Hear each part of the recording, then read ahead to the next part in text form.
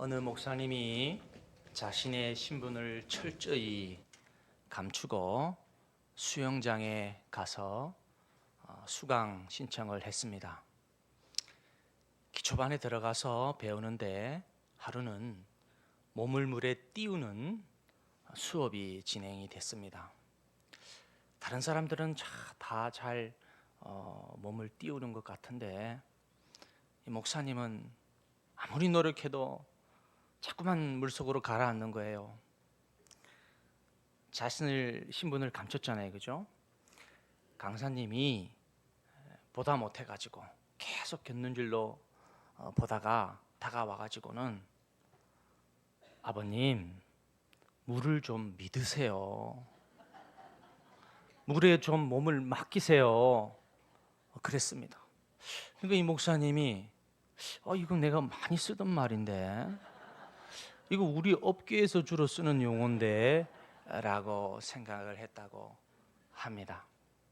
여러분, 저는 오늘 믿음에 대해서 여러분과 말씀을 나누려고 합니다. 성경에서 믿음이란 단어가 제일 처음 등장하는 곳이 창세기 15장 6절입니다. 아브라함이 믿음에, 믿음이라는 단어가 처음 나오죠. 그래서 기독교 역사에서 빼놓을 수 없는 정말 중요한 이야기다라고 학자들이 이야기를 합니다. 구약의 학자들은 이 본문이 이신득이, 믿음을 통한 의로움, 우리 기독교 구원론의 출발점이다 라고까지 이야기를 합니다. 1절을 보시겠습니다. 상반절 이후에는 14정의 사건이 있은 후 어느 정도 시간이 흐른 뒤임을 의미합니다. 14정에, 그러니까 한 장 전에 무슨 일이 있었을까요?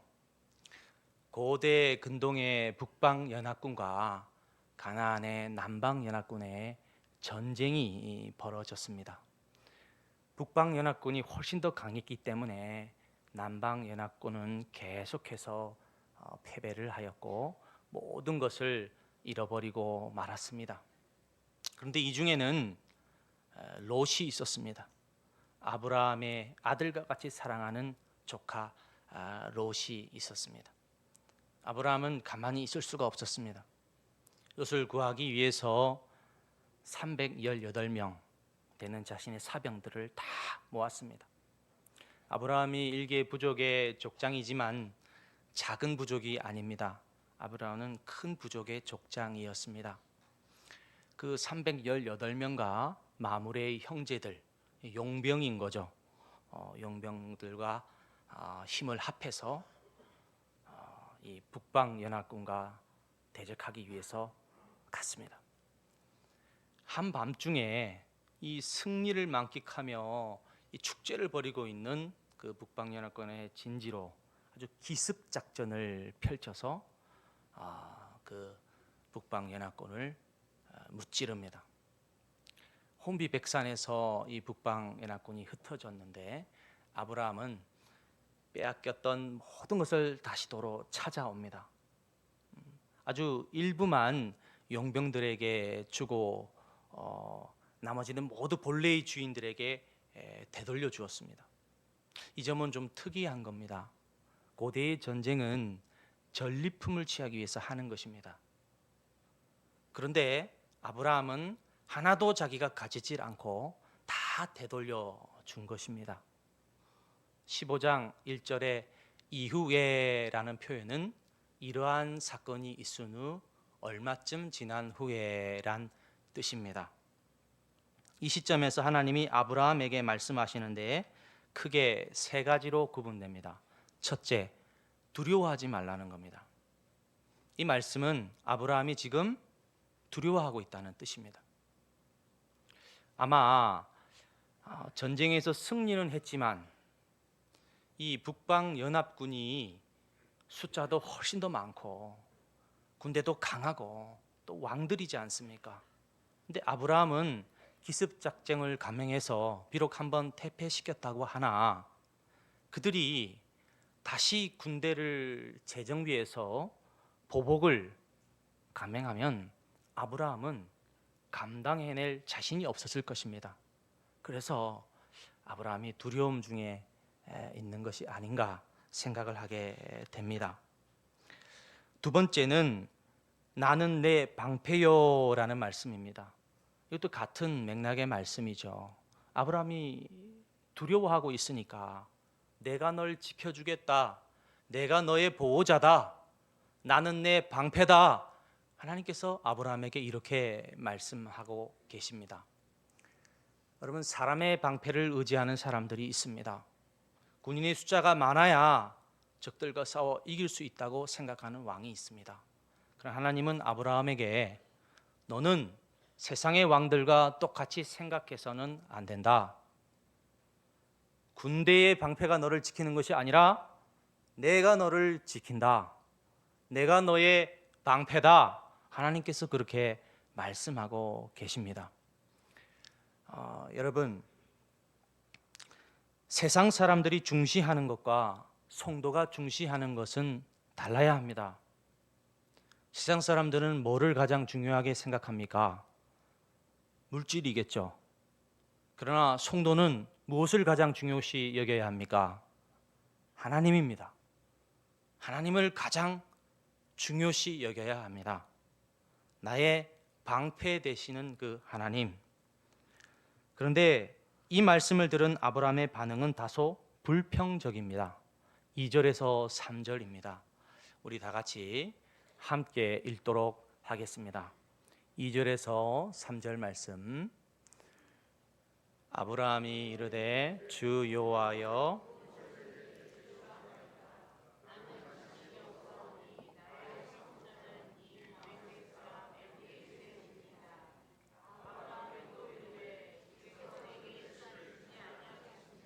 내 집에서 길린 자가 내 상속자가 될 것이니이다. 아멘. 이 말씀을 간단하게 요약하면 그렇습니다.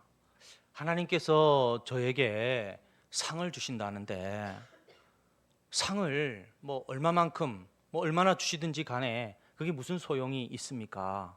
전 자식이 없는데 하나님이 아무리 많이 주셔도 그것을 누릴 만한 자식이 없습니다. 다만 이 엘리에셀이 내 뒤를 이어서 그 모든 것을 가지게 될 것입니다. 그런 이야기를 합니다. 여러분, 이 아브라함의 태도가 어떻습니까? 좀 공손합니까? 아니면 약간 불만 섞여 있습니까? 불만 섞여 있죠. 불편적이고 불만스러운 대답입니다. 하나님께서는 분명히 창세기 12장 2절, 7절, 13장 16절에 내 몸에서 날짜를 통해서 하나님께서 그 잔손을 바닷가의 모래알같이, 땅의 먼지같이, 하늘의 별같이 그렇게 수많은 자손을 약속해 주셨습니다. 근데 아브라함은 지금 어떻습니까? 하나님의 약속을 신뢰하지 못하고 엘리에셀을 상속자로 삼으려고 하고 있는 것입니다. 근데 아브라함의 이 태도에 대해서 우리는 조금 이해하려는 노력이 필요합니다. 아브라함의 삶의 정황은 하나님의 약속을 온전히 신뢰하기가 지금 어려운 상황입니다. 하나님이 약속하신 지가 도대체 언제입니까? 너무나도 오랜 시간이 흘러버린 거예요. 그렇기 때문에 하나님의 약속이 지금 아브라함에게는 이미 희미해져 있는 상태입니다. 여러분, 다윗을 보십시오. 다윗도 비슷한 경험을 하잖아요. 하나님이 소년 다윗을 왕으로 택하시고 사무엘을 통해서 기름을 부으셨습니다. 그런데 다윗이 곧 왕이 됐습니까? 그렇지 않잖아요. 사울을 피해서 도망자 신세로 오랜 시간 보내고 또 도망하다 못해 적국인 블레셋으로 망명을 가서 거기에서 또 살아보겠다고 때론 미친 척까지 해야 했습니다. 약 30세가 돼서야 전체 이스라엘도 아니고 유다 지파의 왕에 오르게 되죠. 오랜 시간을 다윗은 인내해야 했습니다. 비단 아브라함과 다윗뿐이겠습니까? 우리도 그렇잖아요. 하나님께서 어떤 약속을 해주셨는데 오랜 시간이 흘렀는데도 그 약속이 이행이 되지 않았을 때 우리는 생각합니다. 내가 하나님의 뜻을 잘못 분별했나? 그때 들은 게 하나님의 음성이 아니었나? 그럴 수 있습니다. 우리도 하나님의 약속이 희미해지는 순간이 올 수 있는 것입니다. 이런 인간의 심리를 너무나도 잘 아시는 하나님, 그 하나님께서는 아브라함을 다시 믿음의 궤도 위에 올리고자 하십니다. 4절에서 5절의 말씀입니다. 우리 같이 읽겠습니다. 여호와의 말씀이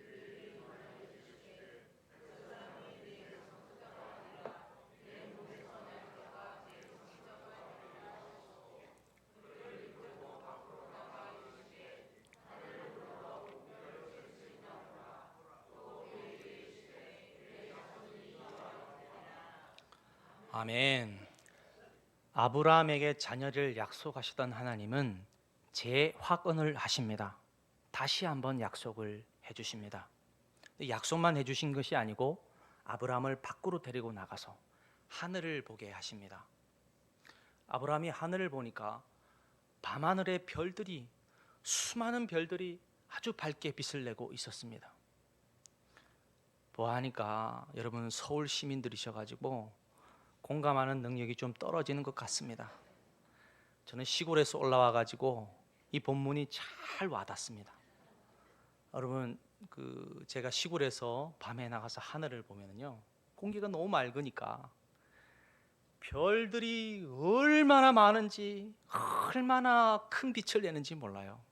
그걸 보고 있으면요, 인간은 작은 존재구나, 하나님은 정말 위대하신 분이구나 라는 생각이 절로 들게 됩니다.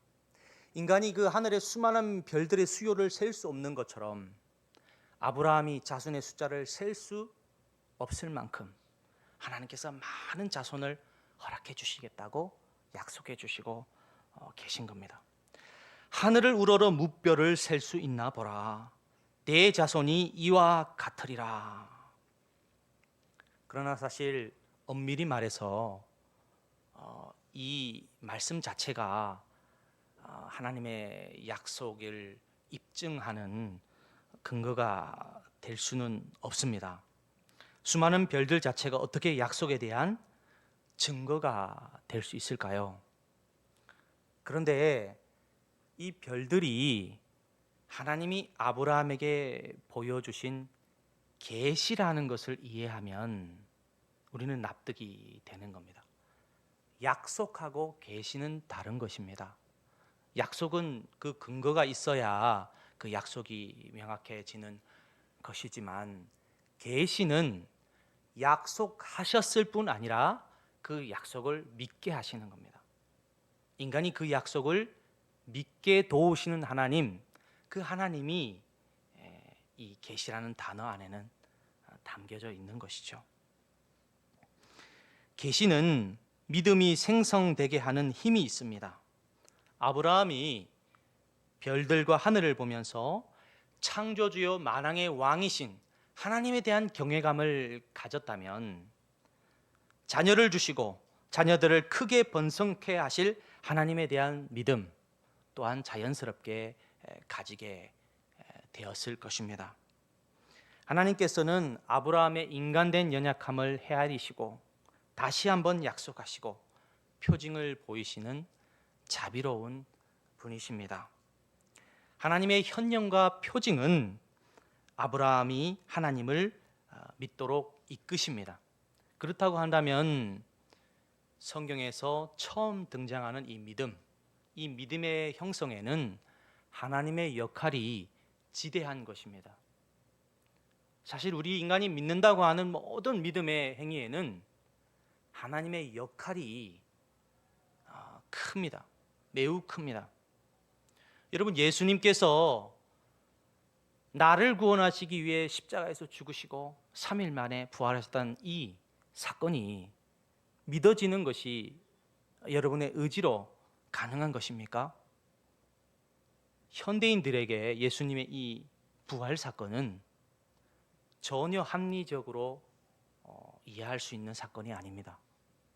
성경의 수많은 기적들은 어떻습니까? 그것은 전혀 과학적이지 않습니다.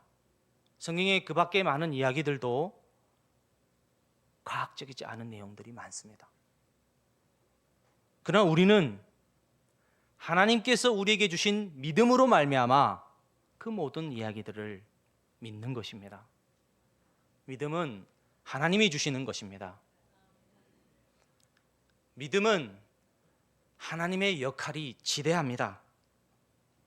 그러므로 믿음이 부족한 사람은 하나님께 믿음을 간구해야 합니다. 아일랜드의 한 청년이 결혼을 하루 앞두고 약혼자가 익사하는 큰 슬픔을 겪게 됩니다. 이 청년은 절망의 늪에서 헤어나올 수가 없었습니다. 그래서 친구들이 이 아픔의 장소를 좀 떠나봐라, 캐나다에 가서 생활할 것을 권면했습니다. 그 권면을 받아들여서 캐나다에서 안주하기도 전에 또 고향에서 소식이 들려옵니다. 너의 어머니가 지금 중병에 걸려서 오늘 내일 한다. 어떻게 될지 모르겠다. 이 청년은 마음이 무너져 내리기 시작했습니다. 죽고 싶었습니다. 세상의 모든 불행이 토네이도처럼 자기에게 몰아치는 것 같았습니다. 그는 힘없이 하나님 앞에 털썩 주저앉았습니다. 무릎을 꿇고 흐느끼면서 부르짖기 시작합니다. 하나님, 어머니의 병을 고쳐주세요. 제발 응답해 주세요. 그러면 평생을 하나님의 영광을 위해서 살겠습니다. 라고 기도했습니다. 그 순간 하나님의 놀라운 위로와 평화가 가슴속 깊이 전해졌습니다. 그는 하나님께서 어머니의 질병을 고치신다는 확신을 가지게 되었습니다. 고향에 전화를 걸었습니다. 그랬더니 놀랍게도 어머니의 병이 깨끗이 나았다는 소식을 듣게 됩니다. 할렐루야. 중병을 앓던 어머니가 거짓말처럼 치료되었다는 기쁜 소식들은 이 청년의 이름이 조셉 스크리븐입니다. 찬송가 369장의 작사가입니다. 그가 지은 2절의 가사는 그의 인생이 담겨 있는 것 같습니다. 제가 노래를 잘 못 부릅니다만은 여러분 참고 들으시길 바랍니다. 시험 걱정 근심 괴로움 없는 사람 누군가 부질없이 낙심 말고 기도 드려 아뢰세. 아멘. 감사합니다. 어떻게 이렇게 센스가 있으세요? 그때 원래 그 부르는 사람보다 이게 화음 넣어주는 사람이 돋보이면 안 되는데 아무튼 감사합니다. 네. 이처럼 믿음의 생성에 있어서 하나님의 역할이 절대적입니다. 스크리븐뿐만이 아니라 모든 인간이 가지는 믿음에는 하나님의 역할이 절대적입니다. 그러나 그렇다고 하더라도 인간의 역할을 과소평가해서는 안 됩니다. 하나님의 역사가 매우 중요하지만 인간이 해야 될 일이 있습니다. 아브라함은 그것을 잘 알고 있는 인물 같습니다. 우리 6절을 같이 읽겠습니다. 아브라함이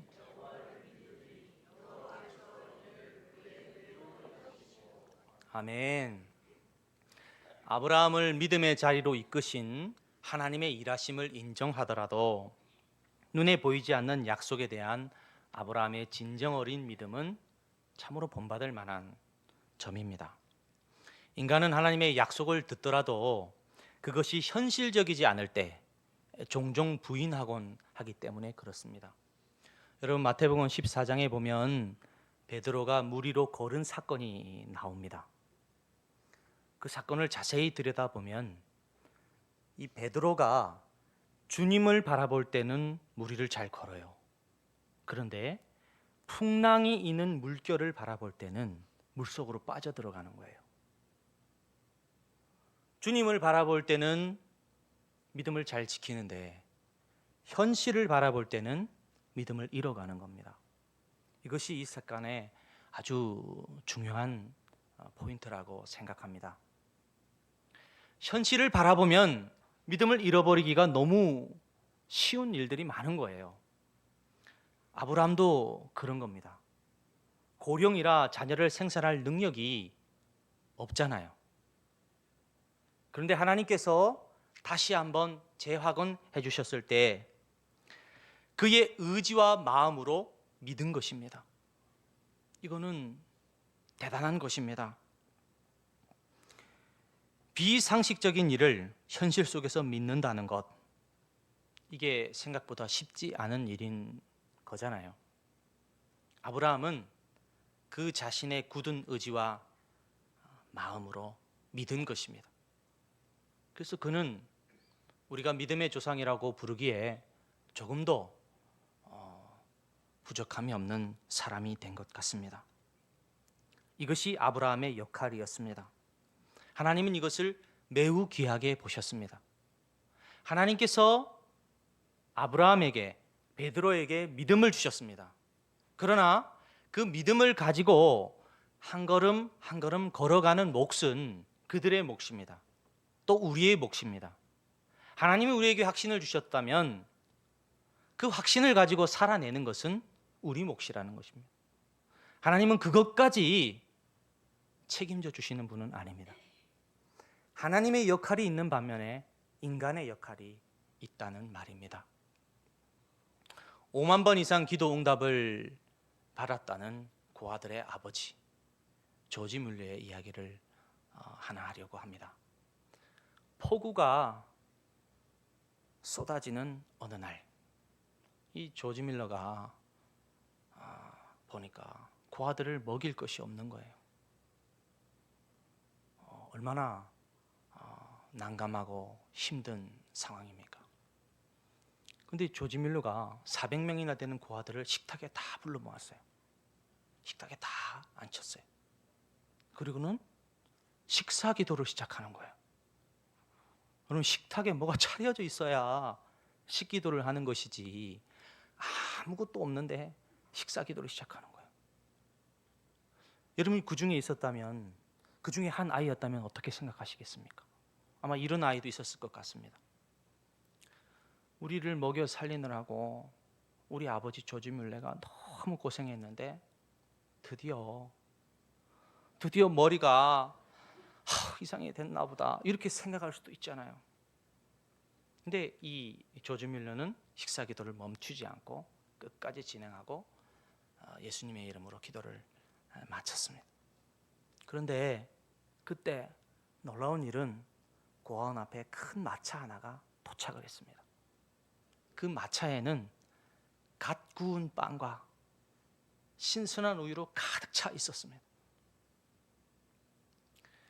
그날 폭우가 많이 쏟아져서 인근에 있는 공장에서 야유회를 가기로 했는데 그 야유회가 취소되자 그 빵과 우유를 고아원으로 보내온 것입니다.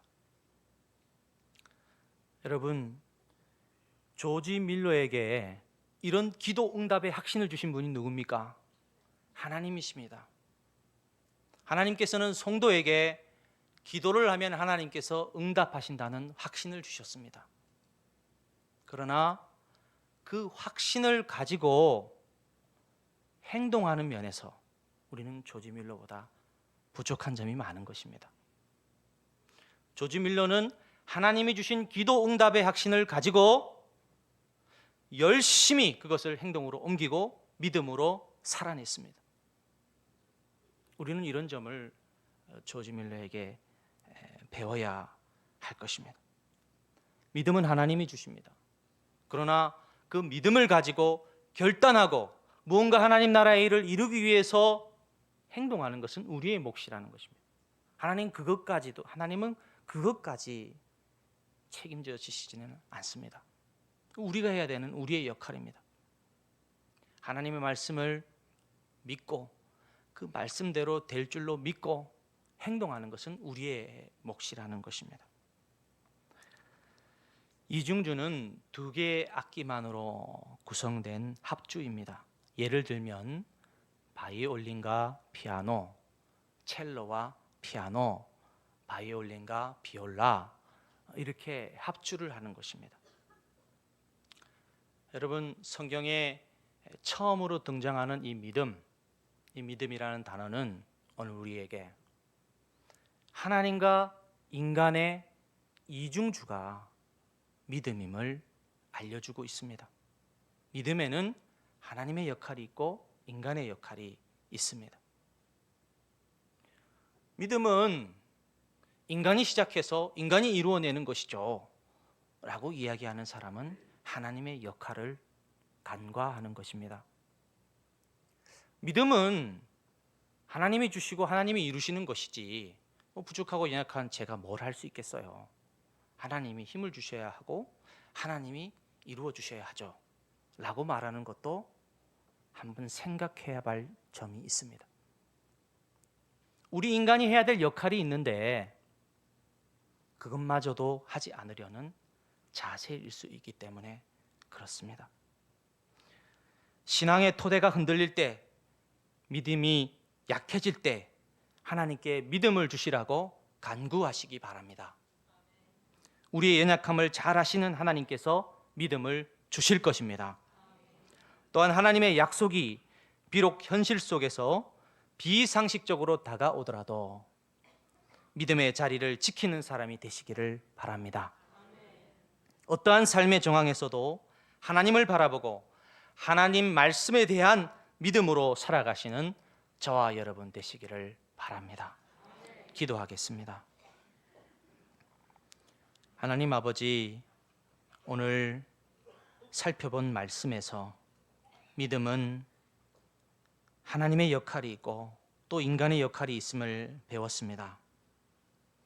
때로 우리가 하나님 앞에서 믿음이 부족할 때 믿음을 주시라고 간절히 기도하는 저희들 되게 도와주시고, 또 저희들이 살아가면서 하나님께서 주신 믿음을 가지고 그 믿음을 사장시키지 않고 내 삶에서 활짝 꽃피우기 위해서 혼신의 힘을 다해 노력할 수 있는 저희들 되게 해 주옵소서. 예수님의 이름으로 기도합니다. 아멘.